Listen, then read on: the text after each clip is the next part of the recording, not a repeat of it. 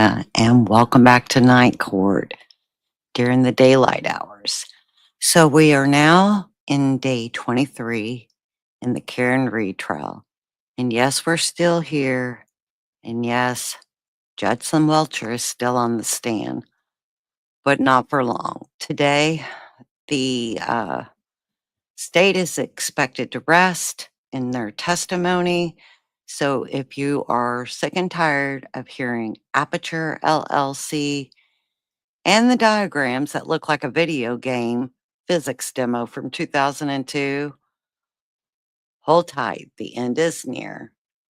Now, where we left off yesterday, Robert Alessi was going hard in on cross, questioning Judson's measurements, the timestamps, and basically poking every hole imaginable in the state's accident reconstruction. And Alessi made it clear he's not only halfway through his cross, and the judge gave him a little sneak peek that today might be a half a day in court. So we are going to see if the state officially rests after Welcher finishes squirming on the stand. Now, side note, I did not get to catch anything today. I was a little under the weather, but from what I understand, the state did rest. And let's not forget, this guy's job is to clean up after Shannon Burgess's disastrous testimony. And instead, he may be making things worse, and the timeline's still fuzzy, at least for me. And the injuries to John O'Keefe still, to me, does not make sense. And the Lexus is starting to look like less than a weapon and more like a distraction. Sorry, I'm still trying to get myself together. So settle in and let's go ahead and start court and catch what's going on.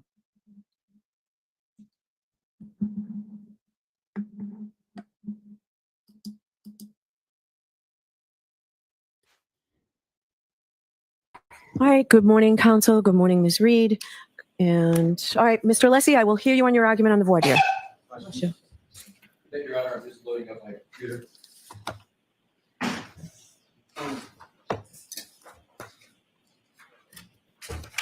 Your Honor, I am going to address the Trooper Paul aspect, and then I'm going to address the Dr. Shorty Bello aspect of Dr. Welcher.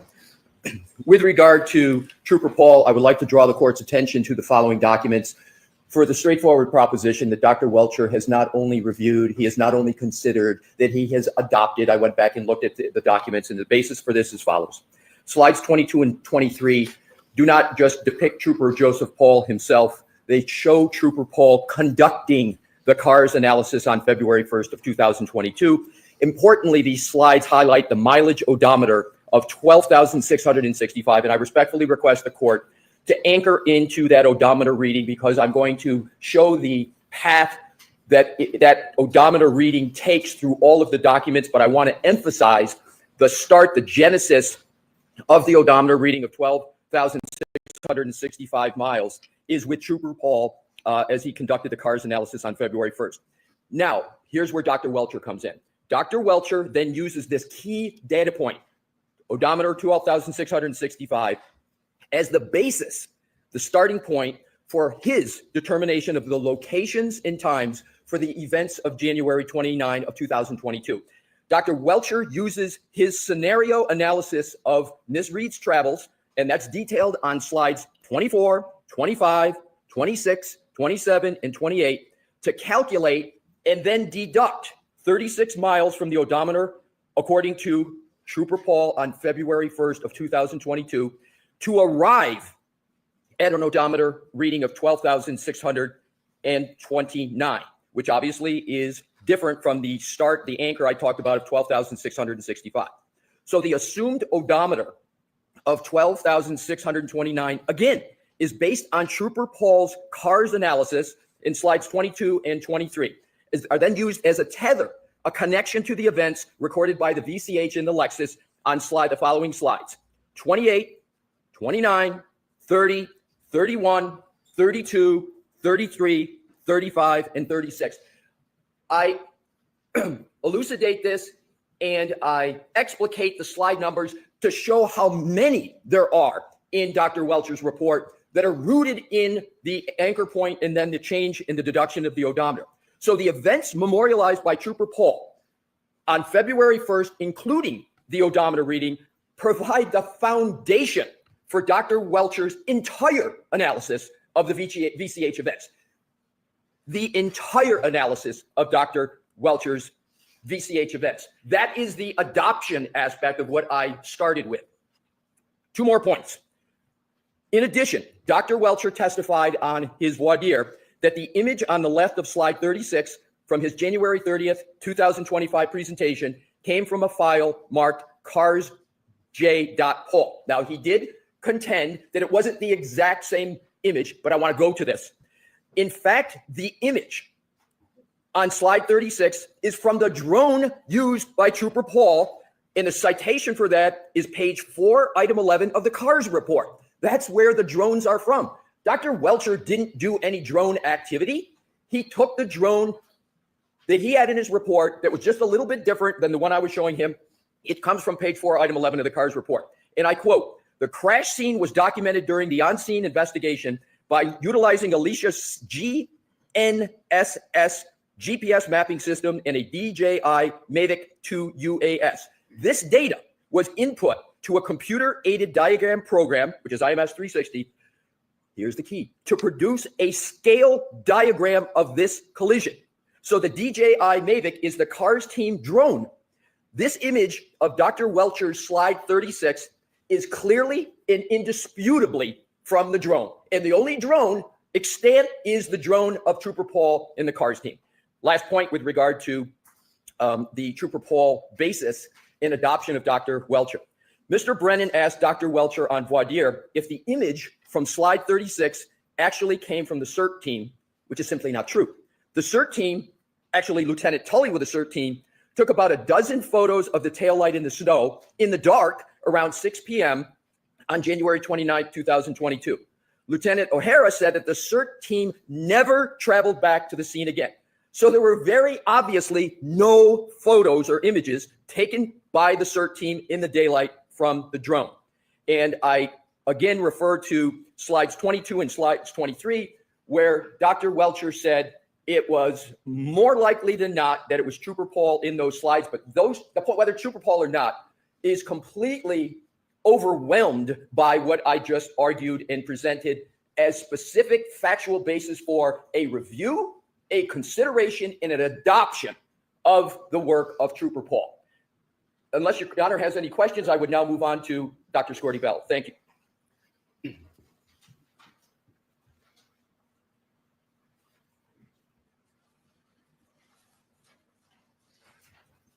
Dr. Scorty Bello will be much shorter. Mr. Woke, do we have the slide of the Dr. Scorty Bello that was at the end of the slide presentation with her name on it? Oh. Could you just give the slide number, please? 131. So it is slide 131. I almost know it verbatim, Your Honor, so I will continue. If Ms. Gilman has slide or someone could turn it on. Okay, thank you. Thank you, Your Honor. So with regard to slide 31, at the very top, and this again is a slide presentation of Dr. Welcher. So up at the very top, and so Dr. Welcher admitted that he not only reviewed the autopsy report, he admitted that he not only considered the autopsy report, he admitted that he adopted it, and I'm going to put adopt in quotes, to the extent that he used it in his slide presentation. And he actually, to show the depth of those 3 verbs, he's got in orange highlight under final diagnosis, multiple skull fractures, base of skull, and cavallarium. He testified, obviously, about the rear wounds of Mr. O'Keefe. He testified about how he believed those wounds came about, and he cited as corroboration the highlight of multiple skull fractures, base of skull, and cavallarium. It couldn't be any more obvious, his rooting in this document and reliance upon it. Why else would he have it in his slide presentation? And he's got the name of Dr. Scorty Bello. And frankly, Your Honor, he didn't fight that whatsoever in the questioning of him. Then you go to underneath cause of death, blood impact, injuries of head, and hypothermia. He essentially repeated that. on his testimony. And then if we could, Mr. Wilk, just go to the right.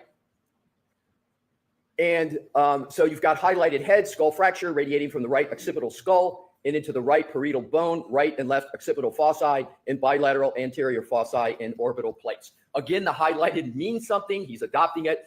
And lastly, the depiction of the skull here, I believe that's Dr. Welcher's handwriting. I believe that's his green, the LR, because I've never seen this green highlighting before. And it could also be Dr. Scorty Bellows. That's another possibility. I'm not sure. But let's assume sort of the most conservative part that it's Dr. Scorty Bellows. The key part is he's got it in there and he is referencing it. So, Your Honor, the last point really for both of them, and I wanted to save this point because it applies to both. With regard to experts, the law is clear. So I think the easiest part to show what our position here is the adoption. But it's clearly shown. Adoption doesn't mean you have to agree with it. You just have to put your expert hands around it, wrestle with it, deal with it. And there is no rule of law that I'm aware of that says you can't question an expert witness unless it's something that the expert witness agrees with. If the expert witness has reviewed it and considered it, and especially if they've rejected it. The easiest is obviously reviewed, considered, and adopted. But it's certainly permissible and important to a defendant's constitutional right, Sixth Amendment to cross-examination. If an expert says, or even infers, I reject this, I reject what Trooper Paul did, or I reject what Dr. Scorty Bello did, that is decision-making of an expert that the attorney has a right to be able to test. Why did you reject it? What was your thought process in rejecting it? And that applies to both Trooper Paul and Dr. Scorty Bello, because as I understand it, this witness, Dr. Welcher, is not, he says, I'm not relying upon Trooper Paul, which is completely false based upon what I just showed. But even if he just rejects it, in addition to what he has done, we have the right to test and get answers as to why he did it. And the same with Dr. Scorty Bello. Once he goes to this level, Your Honor, I believe it's a straightforward right, especially of a defendant in a criminal trial, and especially of the stakes and the charges this high, that we get to test it. What I think, lastly, my point here, Your Honor, the Commonwealth is doing is this. The Commonwealth knows Trooper Paul and Dr. Scorty Bello are problematic for their theory and their narrative. Trooper Paul has got, if you work backwards from his key cycles, you end up with 1162-2, their key cycle. That ends up being not in front of 34 Fairview, but it ends up when the Lexus is in the possession of the state. That is the result of that. And that was something that was addressed square head on in the first proceeding. We're not coming up with some fanciful ghost in the second trial. This was gone through extensively in the first proceeding. And I understand this is a new trial, but it goes to show it's not something coming out of the blue, et cetera. And with regard to Dr. Scorty Bello, it was remarkable on the redirect that I've never seen a prosecution essentially go after the opinions and conclusion of their own medical examiner when they basically said to the medical examiner, I can't call this a homicide.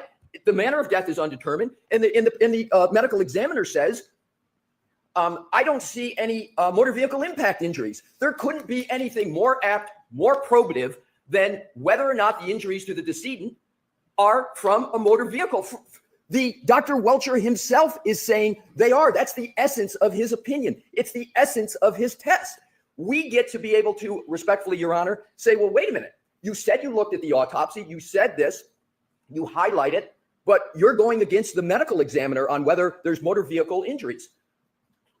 The experts can't, Your Honor, cherry pick and choose from documents. They can't use it as a shield and a sword. They can't put up, for example, Dr. Scorty Bello's autopsy report, cherry pick things to benefit from them, and then and they did it on direct. And then all of a sudden on cross, when we want to go and test that, they say, oh, no, you can't do it. Your Honor, this whole argument is absurd.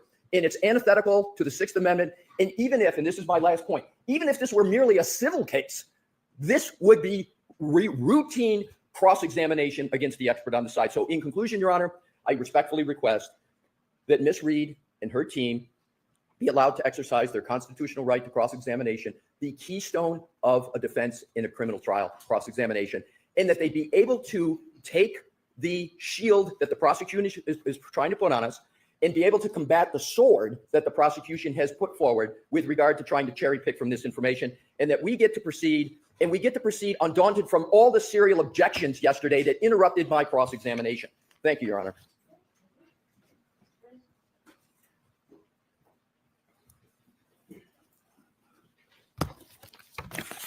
What arises from the litany of complaints by the defense is that there is no constitutional right to usurp the rules of evidence.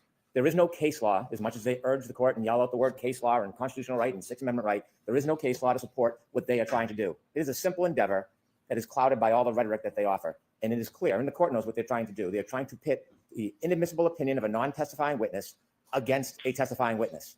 They have asked Dr. Scordi Bello what her opinion is. And although it's not consistent with our reading of the case law, they were allowed to introduce that it was an undetermined cause of death or mechanism. That evidence is already in front of the jury, but they can't simply repeat it because it sounds good to them or they think it's helpful. Simply because a witness uses a document or looks at it or uses part of an autopsy does not let them regurgitate an opinion that's already in evidence to try to phantom cross-examine an expert. Dr. Welcher is clear. He did not rely on Dr. Scordi Bello's conclusion that this cause of death is undetermined. In fact, as an aside, he said, I wouldn't, because she's not qualified for that. And so this is a simple game. Let's pit one witness against the other and suggest that the Commonwealth's witnesses are inconsistent. They take it a step further. They want to relive what they think is their past success last year in this case without actually calling the witness. They want the jury to hear their perspective that a past witness had confusion in his analysis, but they don't want to call the witness. They want you to allow them to do that, not just shouting it out and have sustained objections, which has happened this entire case, but they actually want you to be able to allow them to ask Dr. Welcher these questions, which he did not rely on. We had a voir dire. He was clear. He did not rely on the analysis of Trooper Paul. He did not rely on that determination or undetermined determination by Dr. Scordi Bello. It is that simple. They try to throw some fluff out and they throw around some documents. We have slide 22. Simply because there's a suggestion that Trooper Paul might be the hand in the picture is not an anchor. It's not a tether. It's not an adoption. It's no such thing. In fact, if you look at that photograph, it was taken by Zach Clark. So by the rationale of the defense, they should now be able to ask Dr. Welcher any question they want about Zach Clark's opinions, efforts, what Zach Clark did. It is a photograph that he considered, not an opinion, not an analysis. It has nothing whatsoever to do with Dr. Welcher's analysis or opinions. In fact, the evidence is to the contrary. He came out, conducted an independent analysis, did all of the work himself, considered documents, and he was specific about what was part of his opinion and what was not. And this information was not part of his opinion. They turned to the Google map. A bit misleading. This was generated by Google. Two separate people used the same program, but when you look at the CARS report and you look at Dr. Welcher's PowerPoint, it's different. Dr. Welcher's has a map on the side, and when you look at the numbers themselves, the CAR report says minimum 36.1, maximum 38.8. Dr. Welcher's slide, 37.9, 38.1. So in no way did he adopt, anchor, tether, use as any basis. In fact, his is different and separate, as all of his analysis is. And so the portrayal of this necessity of information so they can sneak in inadmissible opinions with no witness is simply improper. There is no case law. There is no legal support for it. They cannot reach back into last year and manipulate a witness and ask him about something that he didn't rely on because it feels good or it sounds good for their case. Dr. Welcher did not rely on Trooper Paul's analysis or reports, and he did not rely on the conclusion of Dr. Scordi Bello of undetermined. If they want to call Trooper Paul, well, maybe they can try to do that, but Dr. Welcher is not the right witness for it. These opinions to try to do a credibility value is a core preclusion in criminal law, a core preclusion. You cannot vouch for the credibility of another witness. You cannot comment. It's like asking, did the police officer lie when he said the light was red? It's the absolute same analysis. It just has a lot of icing on it. Very briefly, bring the jury, start getting the jury ready, please. Your Honor, with regard to Trooper Paul, Mr. Brennan did not address 80% of the slides that I addressed that showed the basis. When he talked about the picture, making it seem like the picture is the only thing we're relying upon, there's clearly other items, but even the picture, Your Honor, the purpose of the picture is it's got the odometer reading. That's why they took the picture, and that's the tether. So the photo is completely relevant. It's not who's in it. It's the fact that that's the odometer reading they're using. Next point with regard to case law, Mr. Brennan presents none to go against the common sense law that has been there for years. The other thing, Your Honor, is with regard to Mr. Brennan keeps trying to put my arguments into a credibility, like we're trying to attack the credibility of Trooper Paul. He says that we're trying to redo last trial. To the contrary, Your Honor, it's the Commonwealth that brought Trooper Paul into the second trial through Dr. Welcher and Dr. Welcher's reliance on all the work of Trooper Paul. They've brought it in here, and because of that, we get the right to cross-examine it. Last point. This is not about credibility. He keeps saying something that's not happening, that we're going to attack the credibility of Trooper Paul. What we want to do is to say to Dr. Welcher, you have brought up Trooper Paul. You have used his odometer reading. That odometer reading tethers through to Google. It tethers through everything you're doing. It's the foundation. But what you're ignoring, Dr. Welcher, are all the key cycle results that come from that odometer reading that you relied upon. Dr. Welcher himself can't cherry pick, grab things that he needs from Trooper Paul to do his analysis, and then the Commonwealth say, but you can't go after that because it somehow has Trooper Paul's name on it. It's illogical, Your Honor, and it's incorrect under the law. Thank you. So I disagree with you, Mr. Alessi. I'm not allowing in the line of questioning regarding Trooper Paul, and I'm not allowing the line of questioning regarding Dr. Scordi-Bello. So that's my ruling. Let's bring the jury in. Of course you're not. Well, come over here because they're on their way.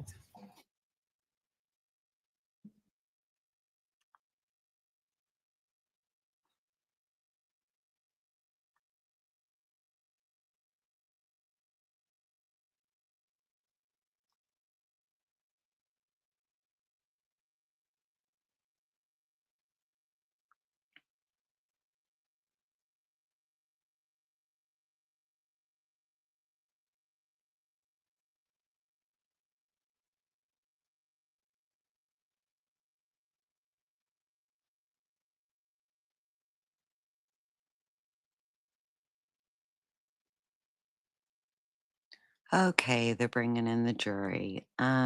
Thanks everyone who is joining tonight. I am sorry for the late put up. I have been grabbed by a bug this morning. I'm okay now, and we are going to find out how the end of today goes with the state resting, and the defense is beginning tomorrow. Now, I could have sworn I heard Karen say outside of court, their first witness is Dr. Silver. If I heard that correctly. If someone knows, please leave in the comments. I've looked on the witness list and I don't even see it. So, someone, if they can clarify that up, I'd appreciate it.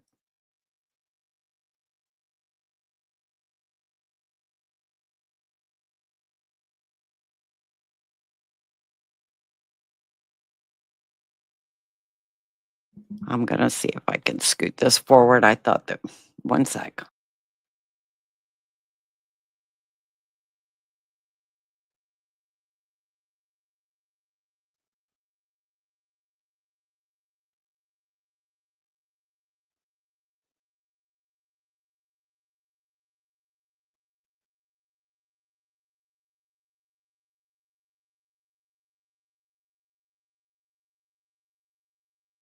I happen to see, hear, or read anything about this case since we left yesterday. No, everyone said no or should be.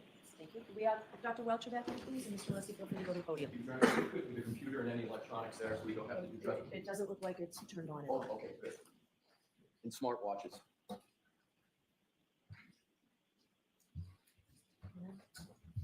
So this one.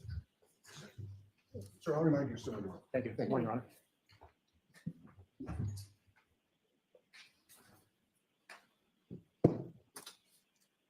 And Dr. Welcher, we're going to ask you to not turn on your computer yet. Okey-dokey. Thank you. And Your Honor, if I could, smartwatches that are receiving text messages during his direct, if we can make sure that that's. Yes, people were pointing out he was getting text messages Okay, on we'll just his go look at watch your watch. during testimony. Okay.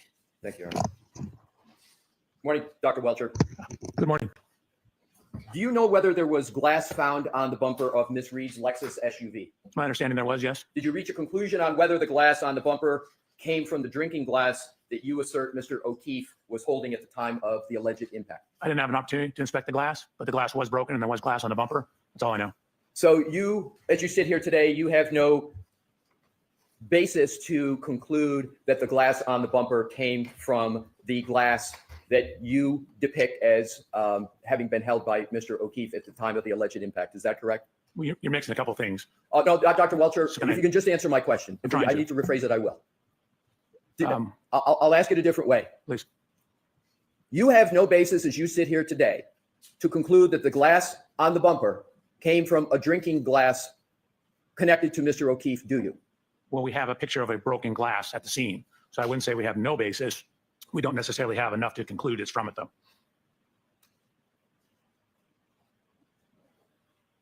do you had depictions in your test with Mr. O'Keefe holding a glass, correct? Correct.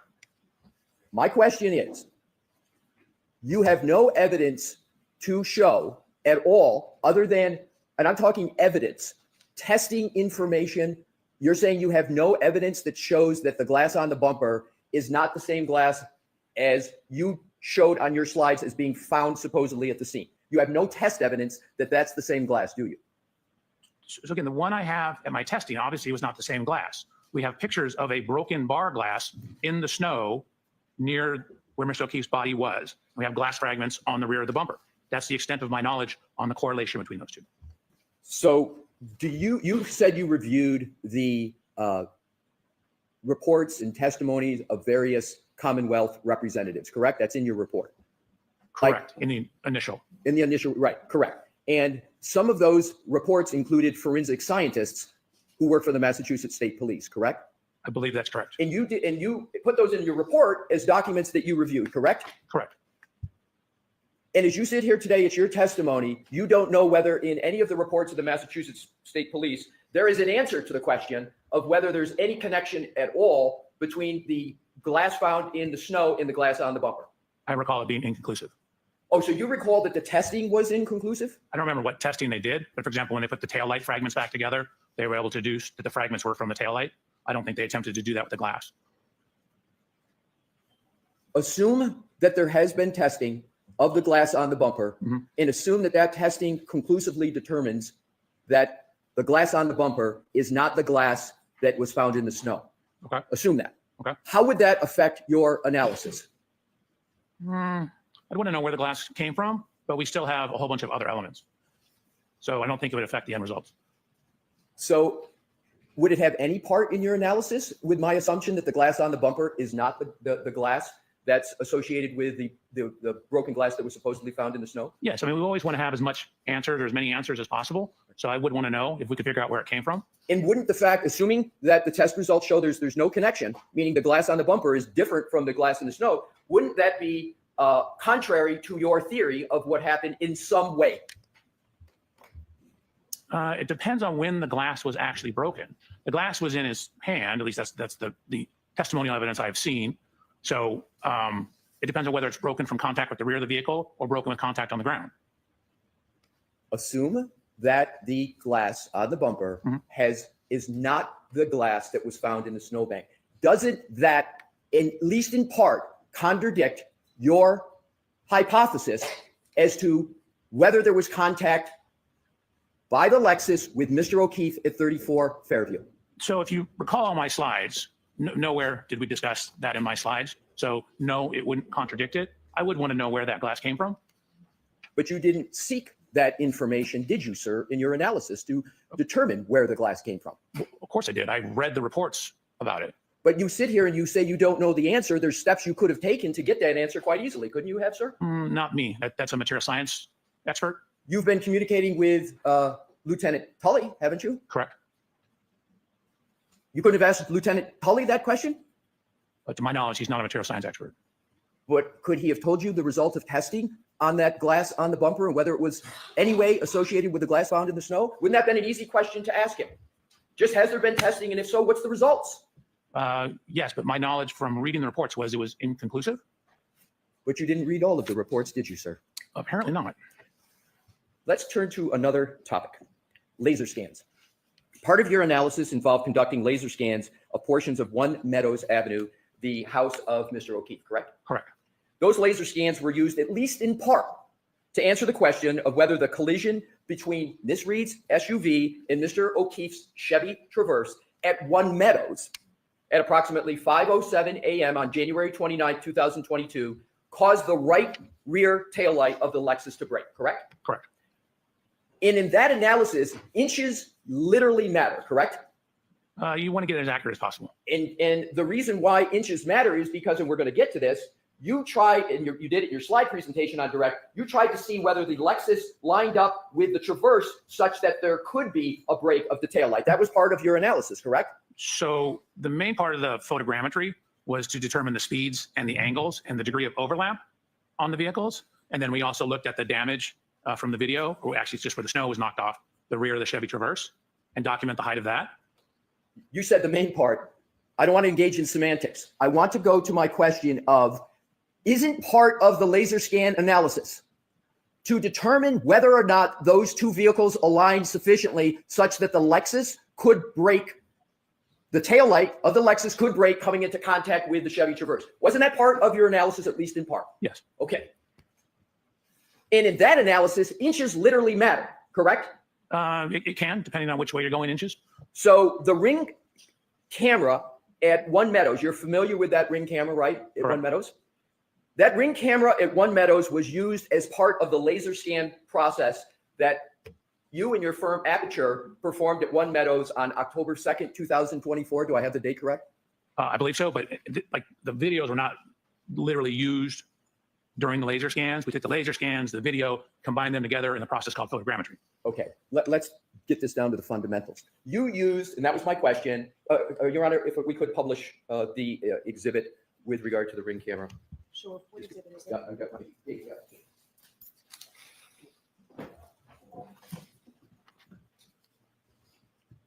Dr. Welcher, you recognize that ring camera as being at One Meadows. You discussed it. As a matter of fact, on your direct testimony, correct? Yes.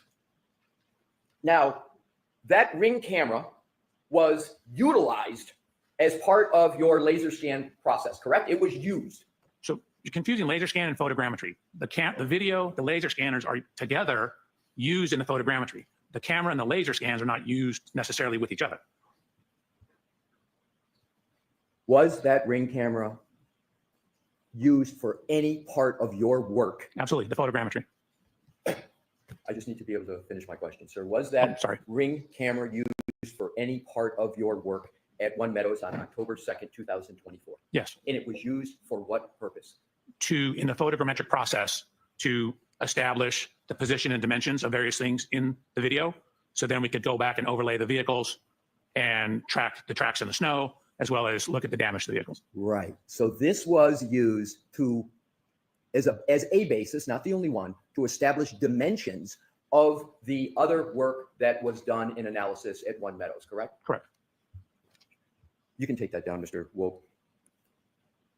You know that the ring camera at One Meadows, in existence when Aperture did the work on October 2nd, 2024, was different than the ring camera that was in existence on January 29th of 2022, the date where you went through to see if those two vehicles aligned. Is that correct? The cameras are different. That is correct. And you know that the cameras are different, and you knew that as part of your analysis, correct? Correct. Did you document the differences between the two cameras as part of any work performed at One Meadows? Yes. And did you measure any differences there might have been between the location of the newer ring camera from the older one that was in existence on January 29th of 2022? No, what we did is use the current ring camera in conjunction with the old ring camera, and with the laser scans, we're able to, again, map the points onto the scene. That's why I showed you the report from the photogrammetry software that reported our error. Sir, my question was just measurement, not your process. Oh. Did you measure the difference I don't believe between so. where the old camera was and where the new camera was? No, it was angled slightly more to the right, though. How would you know that if you were not retained on January 29th of 2022? How would you know where the original angles were? Because when you look at the first camera, the one on January 22nd, it's here. The new one is slightly over to the right. That's an eyeball approximation analysis. That's not a measurement, correct? Well, I don't know that we actually measured it, but we accounted for it and corrected for it. But you can see, for example, what the original one shows, for example, to the left-hand side, compared to what the new one shows to the left-hand side, and it's angled more to the right. Sir, you have experience with ring cameras, correct? I do. And I think a lot of members of the public have experience with ring cameras. You can move just the camera portion ever so slightly and change significantly the angle of the camera, can't you, what it captures? Just a small turn, Potentially. right?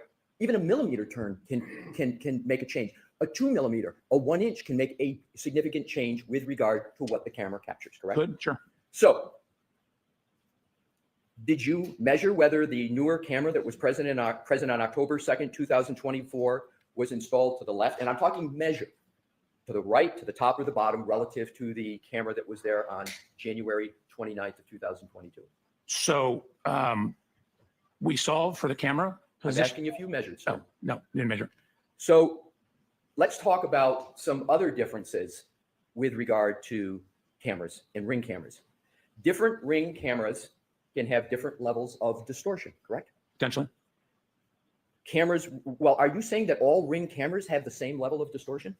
No, but again, they're mass produced. So you could have some that have the same exact distortion. You could have some that have different. And you don't know the comparative distortion between what I'm just going to now refer to as the old ring camera that was there January 29, 2022, and the camera that you saw on October 2024, which I'll refer to the new camera. You don't know the difference in the distortion between those cameras as you sit here today, do you?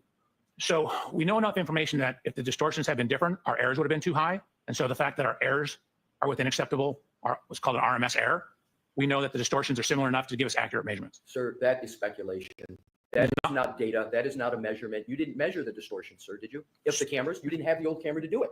We didn't, but we had images from the old camera. And then when we get images from the new camera and solve those camera properties and then overlay data from the old images to the new images with the point clouds, if that distortion is too great, we will have too high of errors in our project, which is why I showed the error report from the photogrammetry process to show that we have checked for that and documented that our errors are in acceptable range so that we have confidence in our results. You do not have information from the manufacturer of ring. You didn't present it and you don't have it as to what is the acceptable level of distortion for the analysis that you did, do you, sir? The You have photogrammetry, that from ring. I don't have it from Ring, but I Thank don't need you. it from Ring. So now let's go to, if cameras have different levels of distortion, that would change the analysis in reconciling the difference between their angles. That's a pretty straightforward proposition, sir, wouldn't it? So it depends on how much difference it is, but we have accounted for that. With which model of the ring camera was present at One Meadows on January 29th, 2022? Which model? I don't know. I'd have to go look through the data. Do you believe I'm not going to take up the time to have you look, but do you really believe you've got the model of the ring camera that was in existence on January 29th of 2022? I don't know. I You need to didn't look through present it in your direct testimony, did you, sir? I did not. So do you have the model of the ring camera that was present at One Meadows on October 2nd, 2024? No. So you don't have even the model for either one of them. Nope, but we have videos from both of them and scans of the scene. So now let's talk about another aspect of ring cameras. They have mechanisms, as I was talking about earlier, that allow the user to adjust the camera angle, correct? Correct. And do you know whether there was a difference in the camera angle between the two cameras? Yes, as we already discussed, there was a slight difference in the But angle. you don't have a measurement of that, right, sir? I just want- Correct. Okay. But we accounted for it. So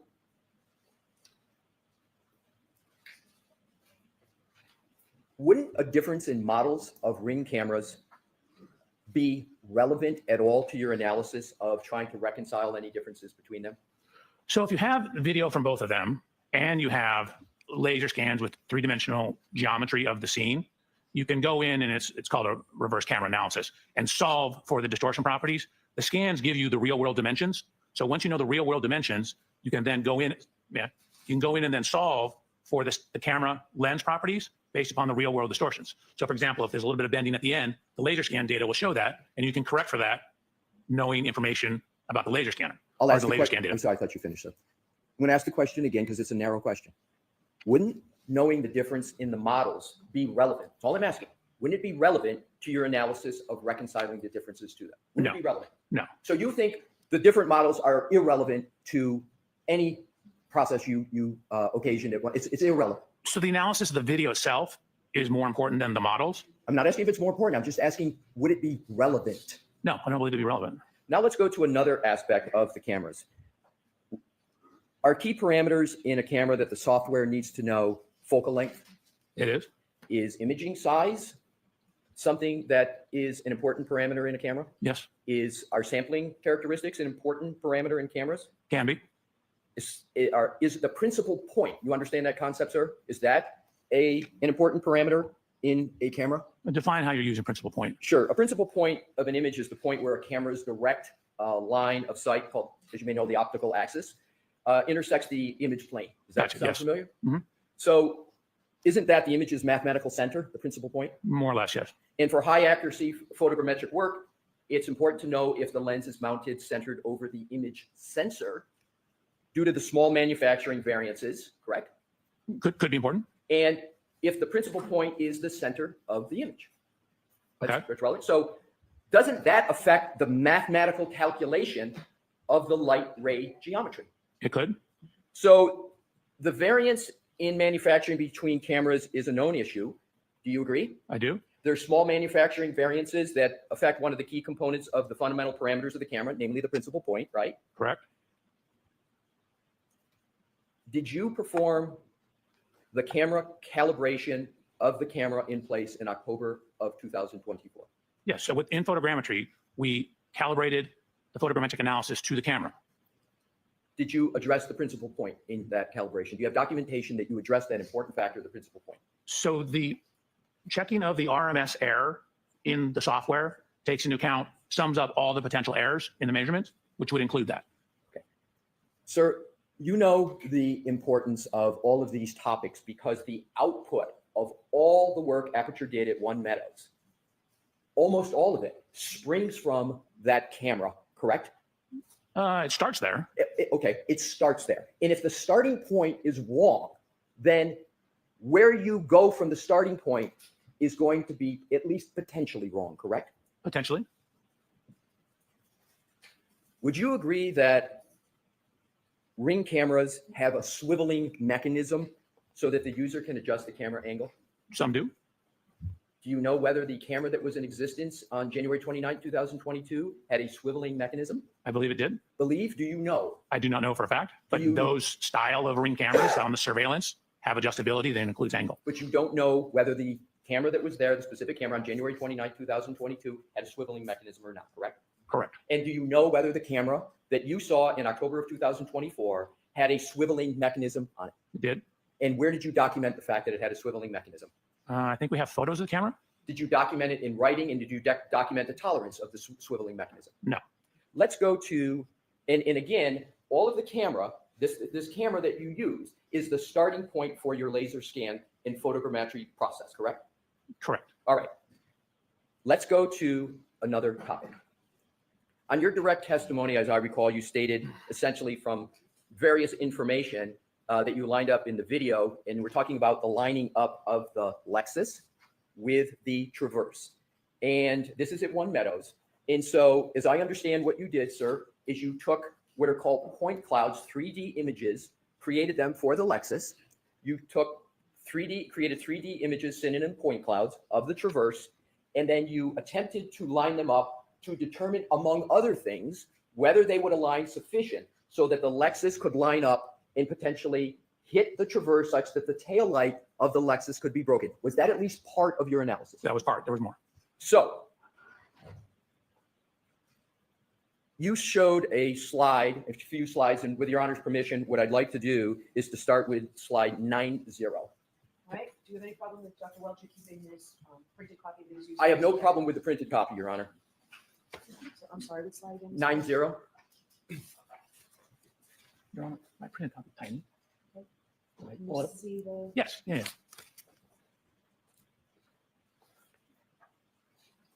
Does that slide, as part of your presentation, depict a view from the top of the Lexus on the right and the Chevy Traverse on the left? Correct.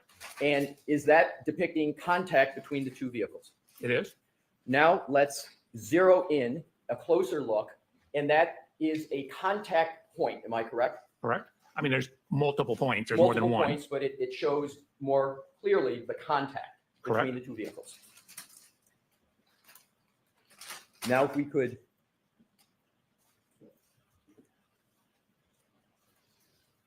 the next, and that is number 91, Mr. Wolf. So, Your Honor, 91. I think these are just going to go in order for a few, and I'll keep announcing them.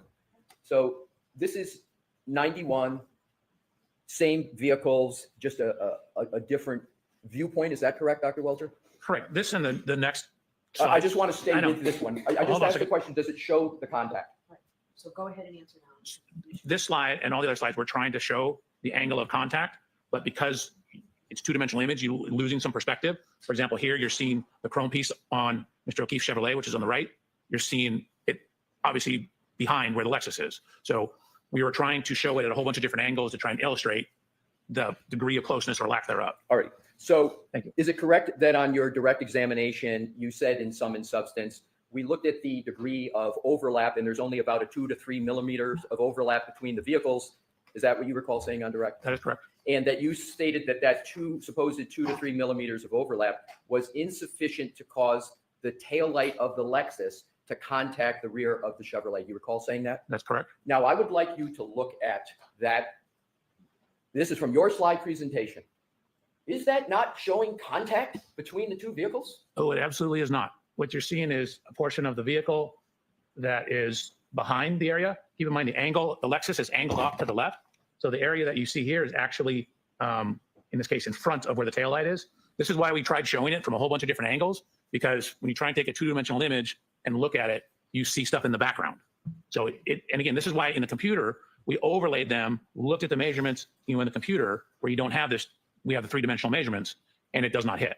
Where did you show in your slide presentation what you just said that it doesn't show in overlap?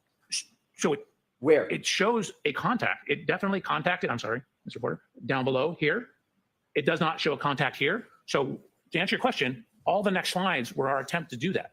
So all the next slides is your answer. We're going to go to those next slides. So just to be clear, you're saying that that depiction does not show any contact between the taillight of the Lexus and the Chevy Traverse. So the upper taillight, just to be clear, because the lower taillight is much closer. Well, it's not only much closer, it's in contact, isn't it, sir? It's very close. It's probably within an inch of being in contact. Oh, so you state that even the lower part of the taillight is not making contact? So if, again, maybe there's a photo we could show or a scan that is on the rear of the vehicle and it contacts on the corner, which is just around. So maybe like an inch or so in front of it on the corner. I'm just going with what you presented in your slide Well, let's go to the next presentation. slides and then Sir, we can I see will it. determine which slides we go to on my questioning. I'm just hoping So to now answer your let's question. go to, Mr. Wolf, the next slide There we go. in your presentation. My question is zeroing in. Are you saying that that slide does not show contact between the tail light of Ms. Reed's Lexus and any part of the Chevy Traverse? Yeah, absolutely. It's exactly what it shows. You can see a little better here. Again, we tried all these different angles, which is why all these slides are in there, but you can see some of the geometry of the light, this structure. And again, remember I said the Chevy kind of curves in as it goes up a little bit. Let's go to the next slide. 40, yes, please.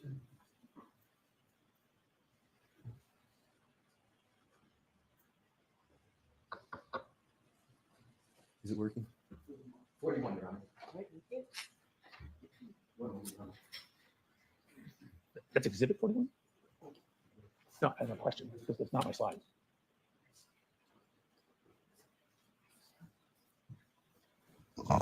So, Mr. Alessi, is this exhibit number 41 or is this from the PowerPoint? Because, Slide 41.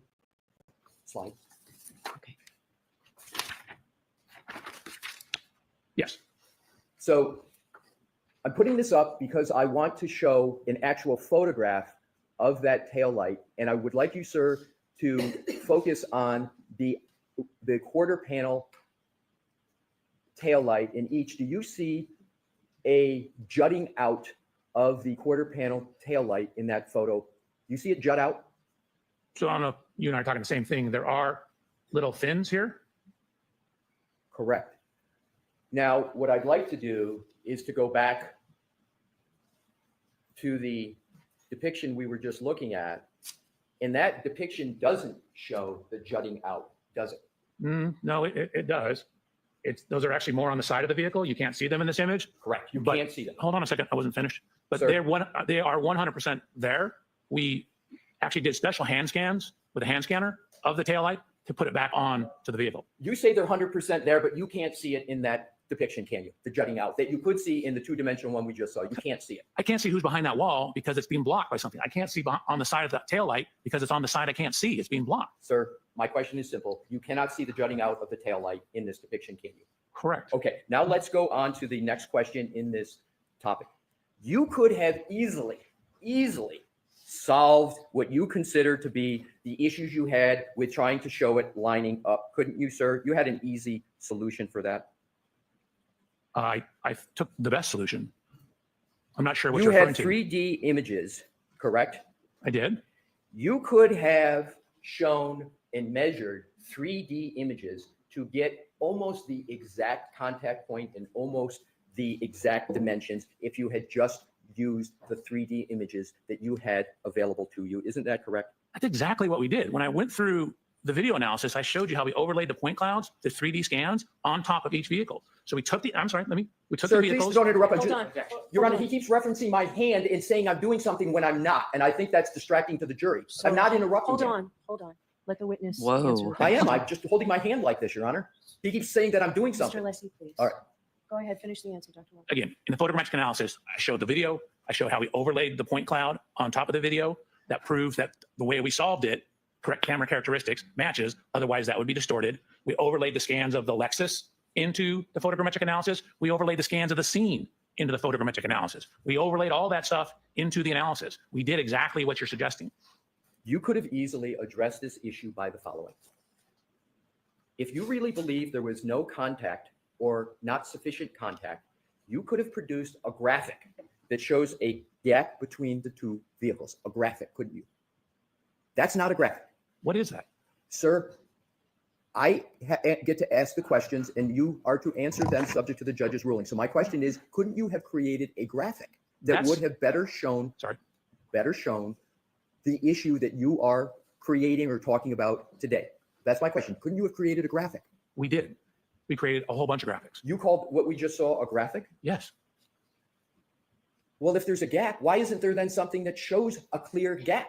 Because when you have the angulation of the vehicles, you have perspective. When you're looking at it, even if you do a top down, you see everything projected onto a single flat plane. So you can't tell the height of things. So when you see things in this dimension, you can't necessarily see depth of things. So you lose in two-dimensional images, you lose one dimension depending on which way you're looking. That's why I showed it from all these different angles to try and show exactly what you're saying. We had graphics to do that.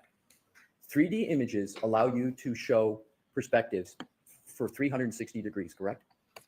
Is that correct? That is correct. So none of what you presented in your slideshow shows the contact points from 360 degrees, does it? I don't understand your question. Are you asking if I showed it at every single, I went through 360 slides that showed it at every single degree? Sir, let's move on. I think I've made the point. So I'm going to strike the comment, Okay. Mr. Alessi. Dr. Welcher, let's go to the next topic and keep with these two depictions.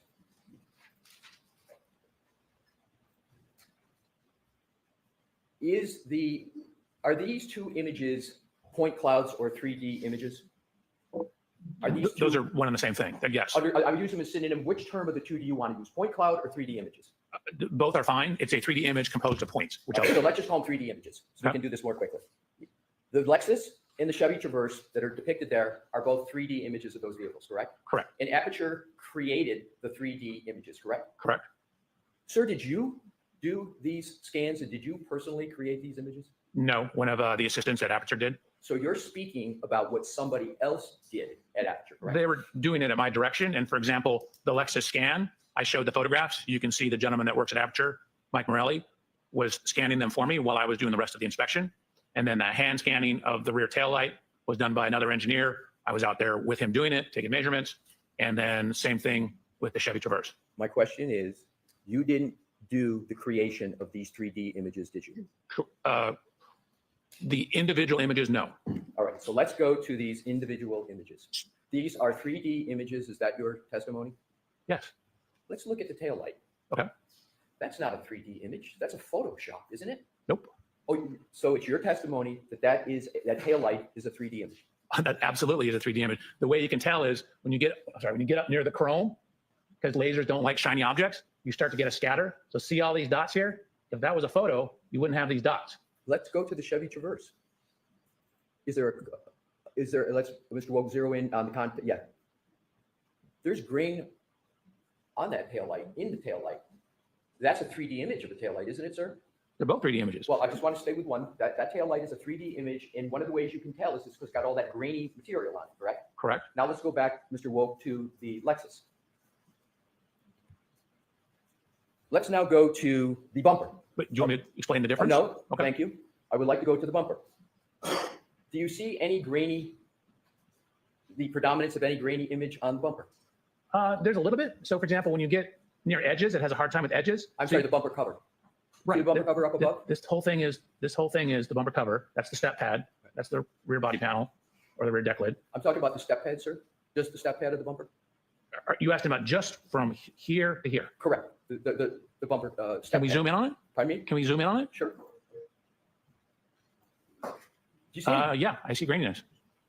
Let's go over to. Right in here. You can see it all through here. You see it through here.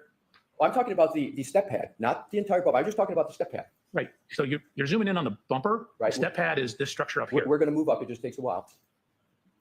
So your testimony is that is a. Can you zoom in more? That's you would like it zoomed in? Yes, sir. Sure. Your testimony is that that is a 3D image, not a Photoshop step bumper cover. Is that correct? So we have mapped the color over the 3D scans. We used 2 separate scanners. If you recall, when I got out to Miss Reed's vehicle, that taillight was gone. So we had to replace the taillight. Talking about the bumper cover, not the tail light. Okay, I'm explaining the process. I just asking about the bumper cover, not the process. So focus your answer on the bumper. That is a laser scan. Okay, so your That's a 3D testimony model. is the step part of the bumper cover is a 3D image from a laser scan, and it's not a Photoshop. That's your testimony. Absolutely. And you didn't perform the work for the 3D that you claim the bumper step up is. You didn't do that work to produce that depiction, did you, sir? Somebody else in your firm did it. So this is all done at my direction. The engineers that work for me, so I'm telling them what to do. I'm not the one punching the keys. That's I'm my saying, question. I need you to do this, this, this, this, and this. Use the hand scanner, go scan the light. I need to put this back in because it was missing when we got to it. So no, I'm not punching the keys. Okay, so Okay. Come on over, please.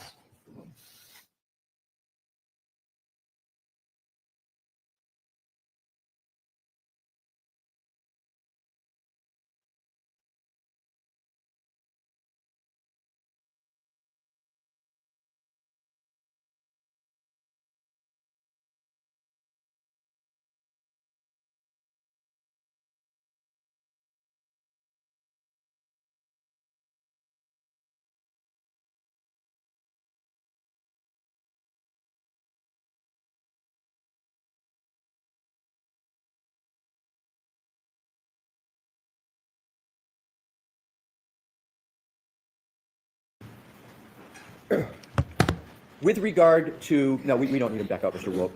Isn't it correct that 3D images allow for proper and most accurate measurements as opposed to 2D images? Is that a correct general statement?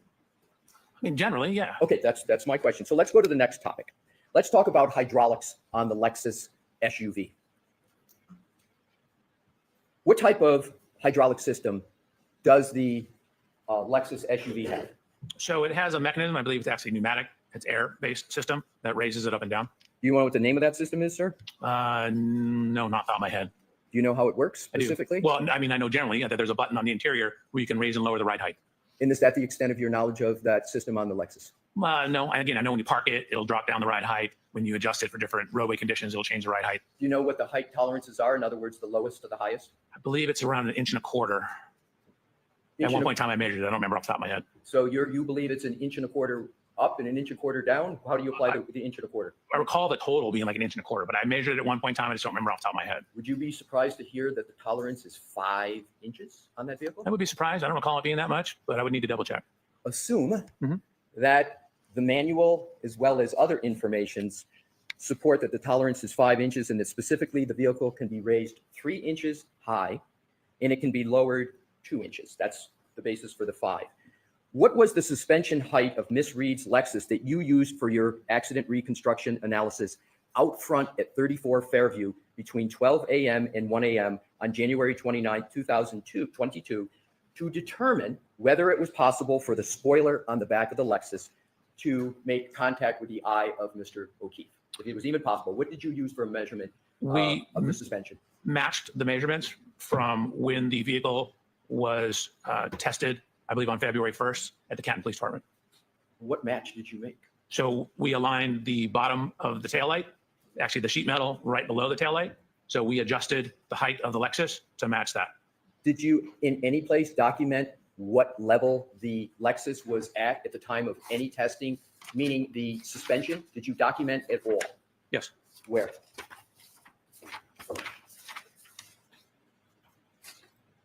Slide 107. Can we have slide 107, Mr. Wolf?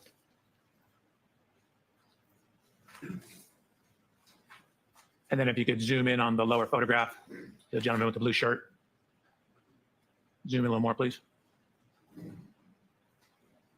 So if I may, we matched the bottom of the sheet metal here to photographs when it was at the Canton Police Department. Sir, my question is, where did you document whether the suspension was at 0, whether it was +3 or -2? Where did you document that? Right here.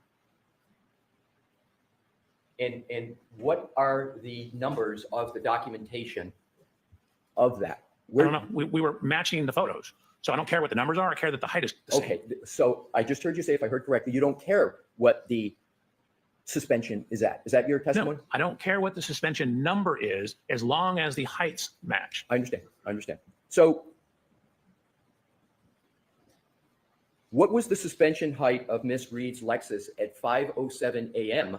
on January 29th, 2022, while at One Meadows and colliding with the Chevy Traverse? What was the suspension height then? We assumed it was the same as when it was at the Canton Police Department. Exactly. You assumed, but there's no measurement like was just on that depiction. There was no note that said, okay, we're doing this very important and inches sensitive measurements to see whether the taillight on the Lexus makes contact with the Traverse, but there's no measurement and no documentation of what the suspension height was at One Meadows, correct? So we took the closest measurement in time to the One Meadows event, which is when it was at the Canton Police Department. That was the best information we had. Well, that information isn't very good because the vehicle had to go from Canton to One Meadows. And when the vehicle drives, the way the suspension system works, it's automatic. When you go above 20 miles an hour, the suspension comes up. And when you turn off the vehicle, it goes down so you can get out easier. So it would be improper to assume that the suspension at One Meadows would be the same at another location. That's the only, sorry, Was there objection? Go ahead and answer, please. that's the extent of the information we had. We had it when it was at the Canton Police Department. That's- We matched that height. Sorry, sir. I understand. But actually, you brought up a good point. It's going so slow when it's backing up that it wouldn't raise up. So the static position when it's backing up would be the static position. But it wouldn't be going in back up from the Canton Police Department to One Meadows. It wouldn't be going back up when it's going in other locations, sir, right? It would be driving forward. It had to get from point A to point B. Right. But as you pointed out, when you turn it off, it drops down. And then you turn it on. And then once you go above 20, as you indicated, it goes up. But when she's backing up, she never goes more than a couple miles an hour. So it's going to be at the same position as when you start, which is approximately the same position when it's off at the Canton Police Department a couple days later. Do you know whether the suspension system locks when there is testing of the infotainment system? Whether the suspensions, I don't know. Okay, let's go on to the next topic. You're aware of the vehicle control, excuse me, Your Honor.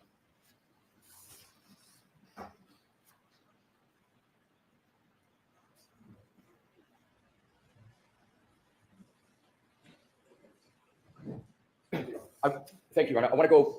I'm changing topics to go back now to Fairview, 34 Fairview. You don't know what the suspension ride height at 34 Fairview was on January 29th of 2022, do you? Correct. So therefore, if you don't know what the suspension height was, because of course you weren't there on January 29th, 2022, therefore there's no measuring stick, as you say, you assert that you would have accounted for it in your methodology. So you don't have the suspension height for that key day, do you, sir? I only have it 2 days later. All right. So when you talk about key measurements, such as the spoiler on the top of the Lexus and the inches that are important as to whether things such as, is there a contact with the front eye, you don't have some data that would be relevant to that calculation, the some data being the suspension height of the Lexus at that time, do you? So we have some data. We have photos of the vehicle 2 days later. We don't know the exact height outside because, as you alluded to, we don't have a measurement on January 29th of it, but we do have it 2 days later. That's the source of the measurement.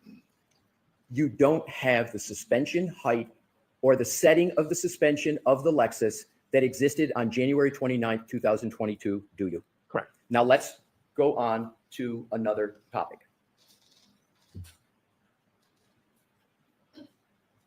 Within the 34 Fairview on January 29th of 2022, I'm not going to go over them, but you asserted various measurements height width with regard to the Lexus, correct? It wasn't just for the spoiler at the top, correct? Correct. And for all those other measurements that you talked about, you did not have the suspension height and the suspension setting of the hydraulic system of the Lexus on January 29th, 2022, did you? So the hydraulic's only going to affect the vertical dimensions. It doesn't change anything left to right. It doesn't change anything down the side of the car. Understood.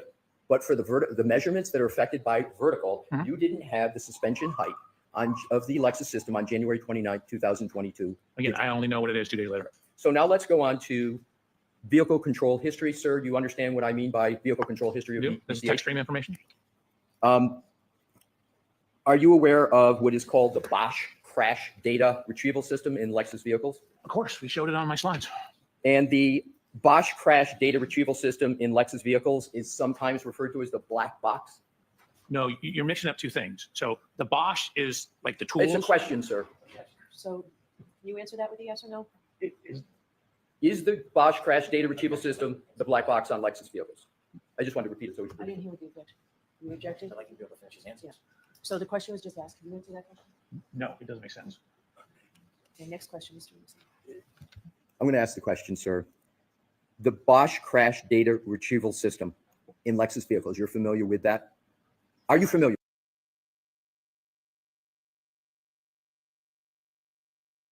Okay, let me see what happened.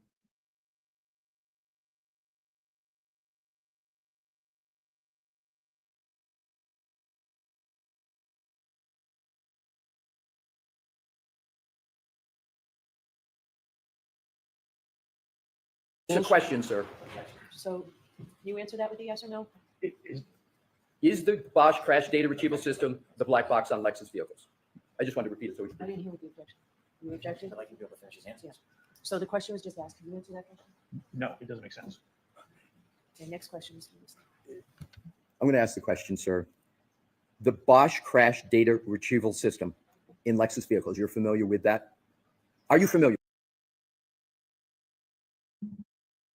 Okay, it must be a glitch on that stream. Let me see if I can bypass it a little bit.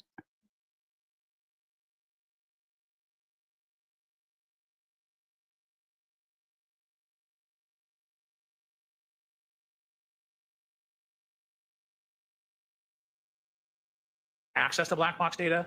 TechStream is the software to access, for example, the pre-collision system, the PCS system, and the VCH, which is the vehicle control history. So TechStream which does a lot of other stuff, but does access that information. You just mentioned Bosch, didn't you, sir? So Bosch is not in the Lexus. You use Bosch stuff sold by Bosch, Bosch software and hardware, and you walk up to the Lexus with all the Bosch stuff and plug it in and download the event data recorder, the EDR, the black box. That was my problem. There is no Understood. Bosch stuff in the Lexus. I understand, sir. That was going to be the question that I was trying to get to, but you've explained it, so I don't have to answer the question. Let's go to the VCH database that you say the stated purpose is to assist technicians at Lexus in vehicle repair and maintenance. So I didn't say that was a stated purpose. I'm saying that's what Lexus or Toyota says is a stated purpose. It's being used in litigation all the time. All I know is that's what Lexus and Toyota says. But again, it came about right when we started seeing all the sudden accelerations in the Toyota vehicles. So my question is the VCH database specific to Toyota and Lexus vehicles? So it's not a database, it's software. Is the software specific to Lexus and Toyota? the Those VCH? particular acronyms are, yes.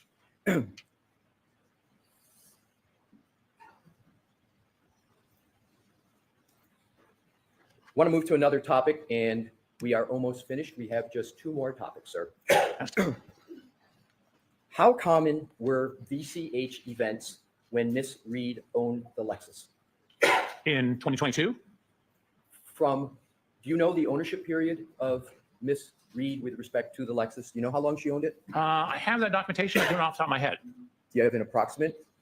No, I mean, it was a 2021 vehicle. Our accident's January 29, 2022. But I did get that information. Do you know how many VCH events were associated with the Lexus of Miss Reed? I did not count them, no. I have them all. Do you I was have- only focused on the ones around our time period. Exactly. But do you have the number of events? Do you know how many there were? I could get it for you. How long would it take, sir? 3 minutes? Why don't we come back to it? Okay. And we'll see if it's. How about I start this so that we don't have to wait for it to boot up? And then when we come back to it, it's ready to go. You As okay long with as that? you're, that's all you're looking at, sir. Yep. Thank you. And then pick your head up, please, so I can finish these two Please, topics. go ahead. So I can't believe they're allowing him how to look often in were his laptop DCH events again. recorded on the Lexus before January 29th of 2022? Man, I have to pull this data up. Fair to enough, fair enough. answer that I assume question. that's going to be in what you're also pulling up. That's the goal here. Would the number be about 15? Does that sound right to you? Let's see. 1, 2.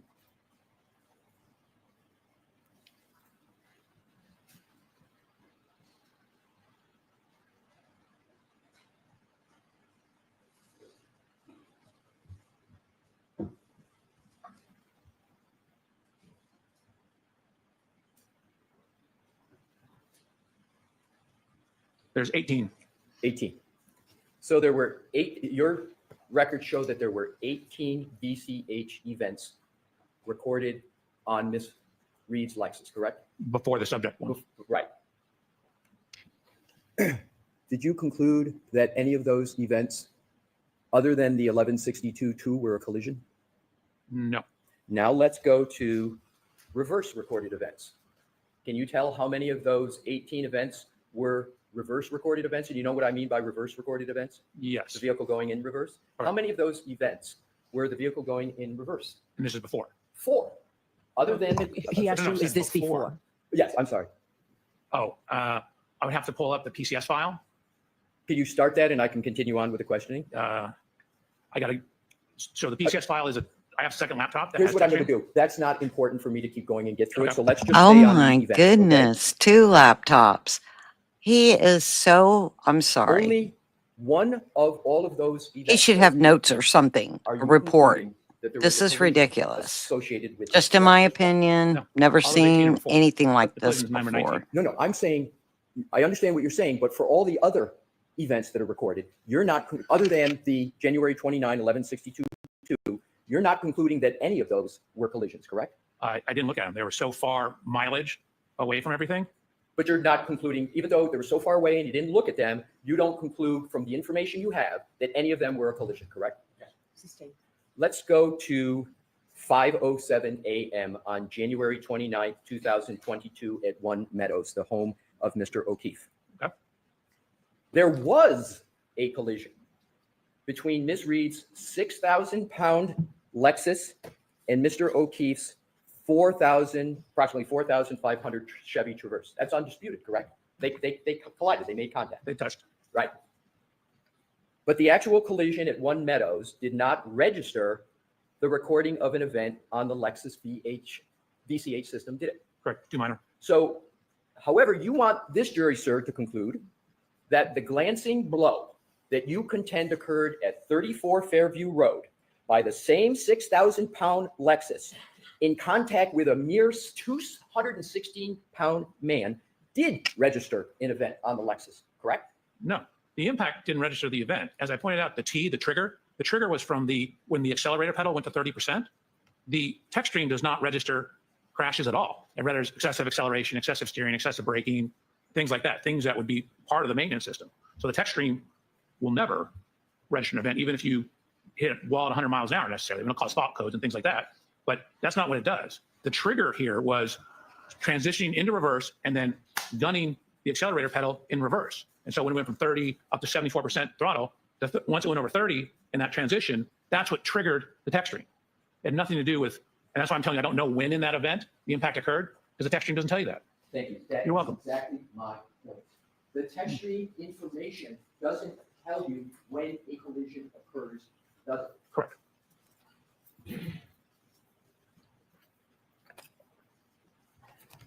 That's all the questions I have at this time, Your Honor. All right, why don't we take our morning recess, Charles? Okay, guys, we are gonna scoot forward. Give me 1 second.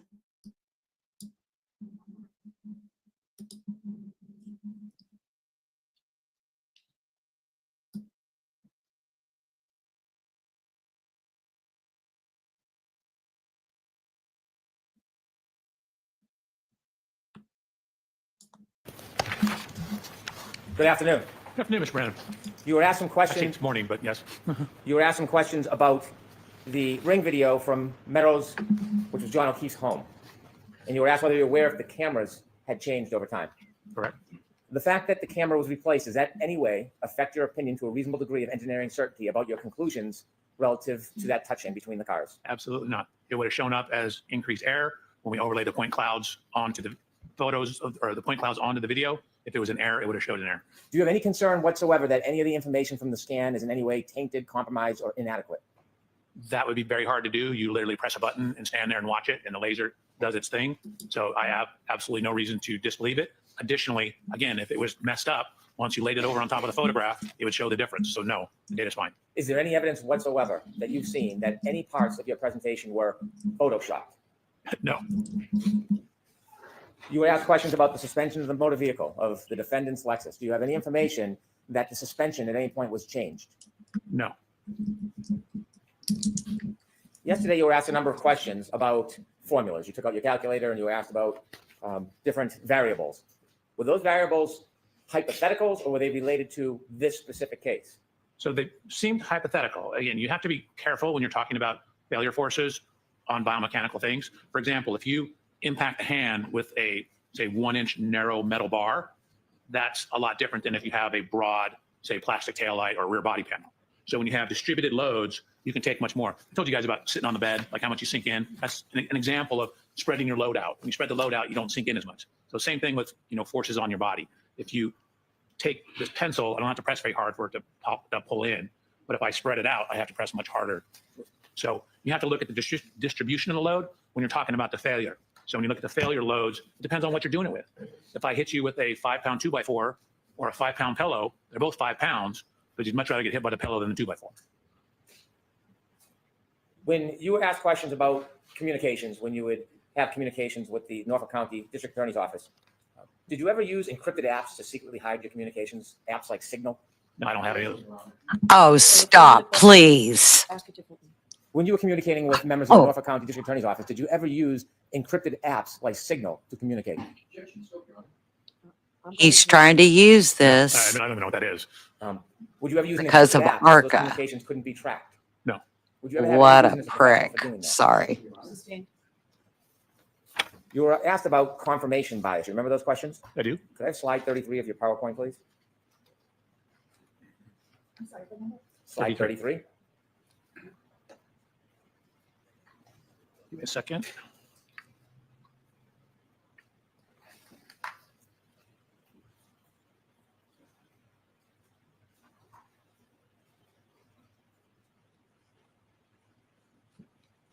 $33. You could zoom that in, please.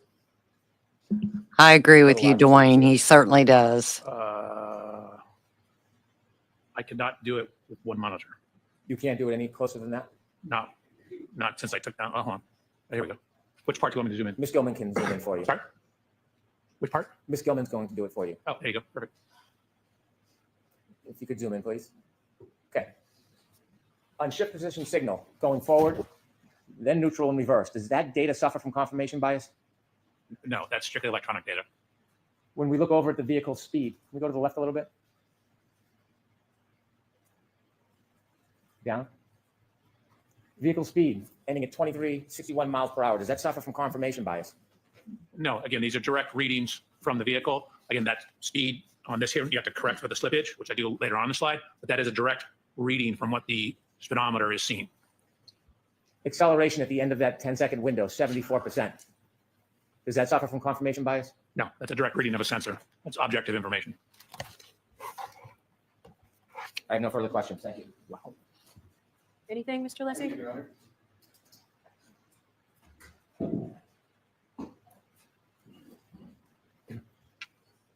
Yeah, Your Honor. Yes. Thank you. Dr. Welcher, you were just asked questions about slide 33, which is a slide about text stream data. You acknowledge that text stream data, what you have called a trigger, like was on that slide, does not tell you if a collision even occurred, correct? Correct. With regard to the topic of confirmation bias that you were just asked about in slide 33, am I correct that all of the questions that Attorney Brennan just asked you were about data on that slide, correct? All that's on that slide is data, correct? And he asked me more questions than just this slide. But were the questions just about data? On this slide, it was just about data. Correct. But confirmation bias is really aimed at opinions and conclusions and alternative hypotheses. Isn't that what confirmation bias gets at? So generally, yes. Again, I started this case It with was the just a question. hypothesis, Go ahead, sir. Go ahead. that the Lexus didn't contact Mr. O'Keefe.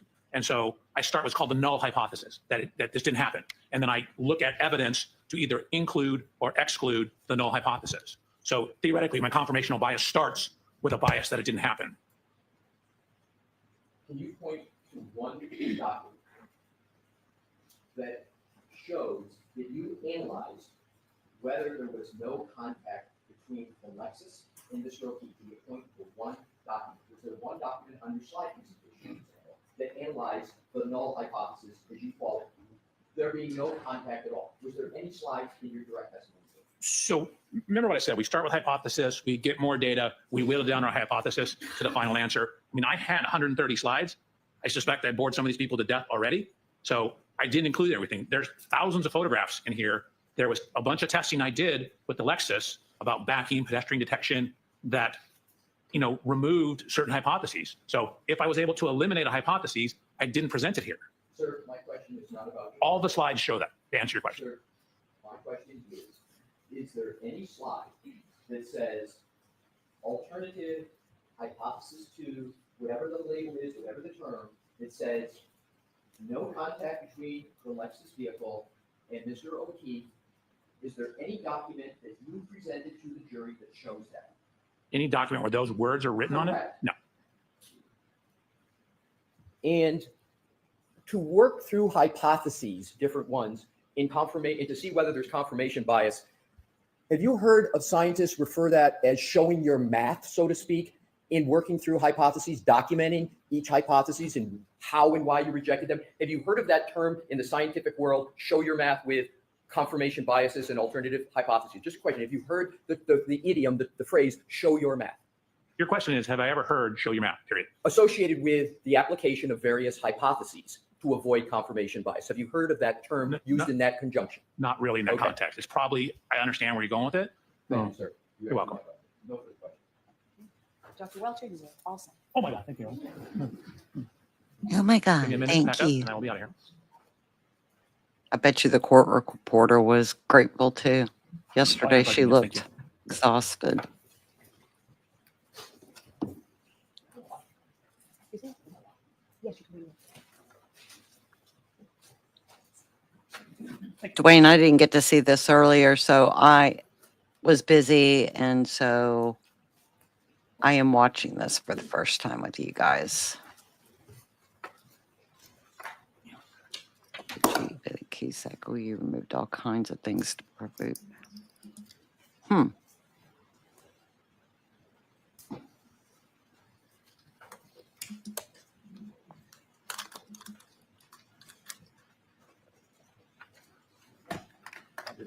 Yeah, step down. Yes, you can. Thank you very much. I agree with that. I see what you're saying.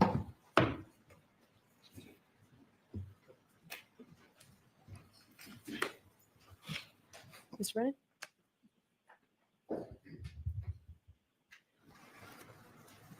Commonwealth moves to introduce and play clip 26.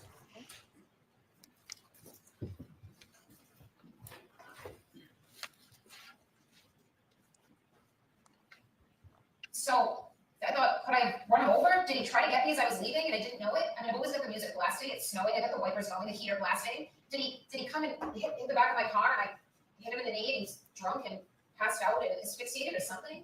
And then when I hired David Yanetti, I asked him those questions the night of January 29th. Like, David, what if, I don't know, what if I ran his foot over or what if I clipped him in the knee and he passed out or went to care for himself and threw up or passed out? And David said, yeah, then you have some element of culpability.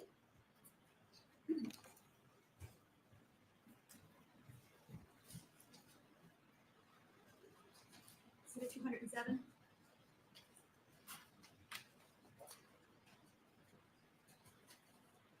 Your Honor, the Commonwealth rests. Okay, they officially rest right Does there. counsel want to see me? Your Honor. Okay. Okay, so should we send the jury out or should? So jurors, so everybody can sit. So jurors, the Commonwealth rests. That means that the Commonwealth's case has been presented to you for your consideration. So I need to meet with the lawyers for a few minutes, so we're going to send you back out. I can tell you that it now appears that we're at least on schedule, if not a little ahead of schedule. So we'll send you back out for a short recess. Right. Can Oh. counsel come to sidebar, please? Okay, we're going to skip through this real quick, guys. Give me a second.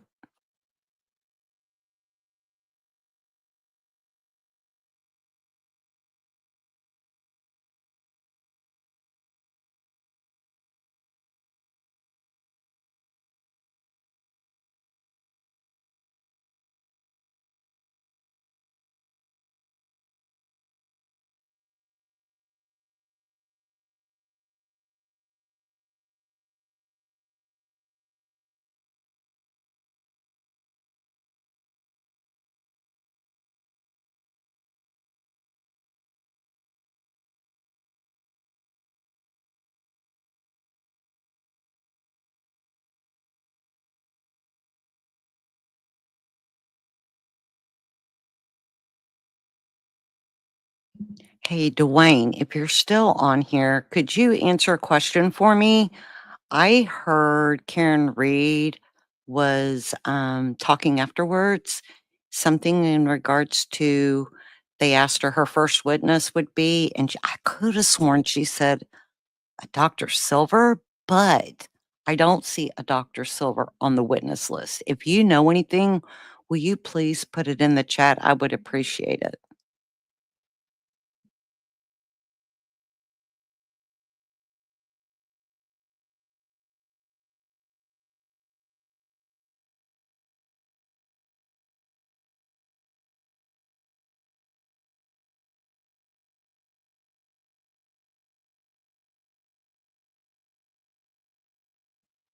He's a scumbag regardless. Sorry. That's just, I mean, I couldn't with him.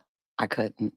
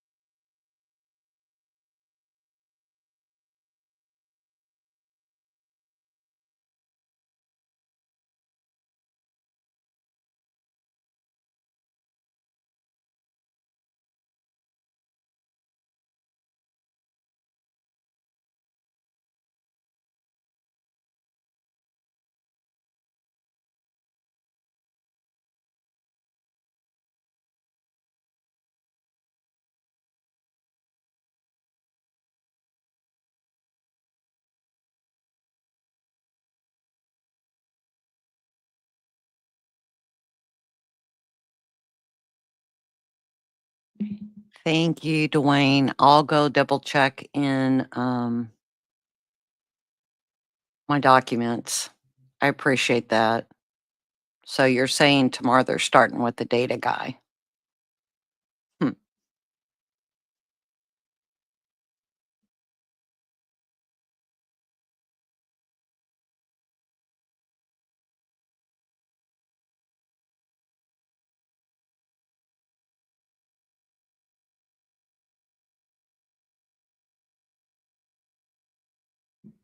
Hey, Steph.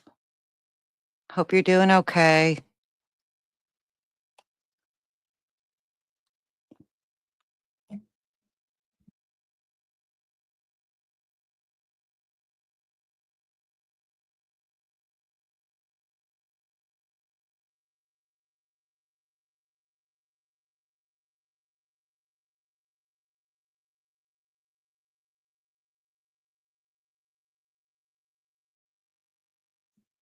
Hey, Dwayne, by the way, thanks for joining us. I've been doing it in the evening because a lot of people work in the day. I was doing it in the morning and it seemed like, everybody was streaming it, but people that work deserve to be able to see it. So thank you for your help in joining tonight. Appreciate it.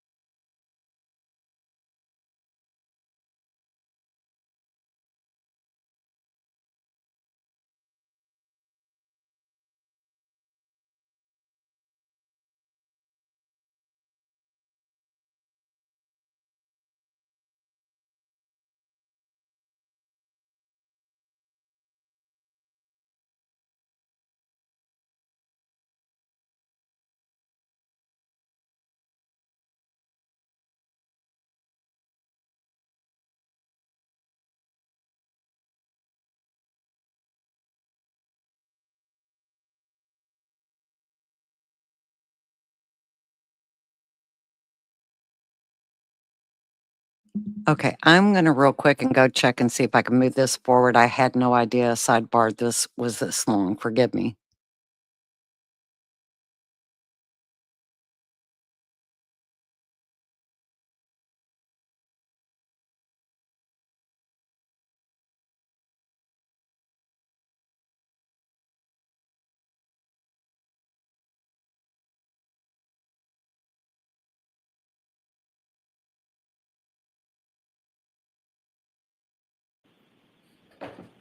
All right, so Ms. Little, if you can get me whatever you're going to get me within the next hour, so that would be great. And I'll see everybody tomorrow morning at 9 o'clock.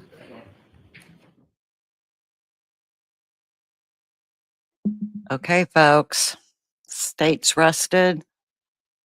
And tomorrow, Dwayne said it is supposed to be, he believes, a data guy, and he's not sure of his name to review the key cycles and other tech issues.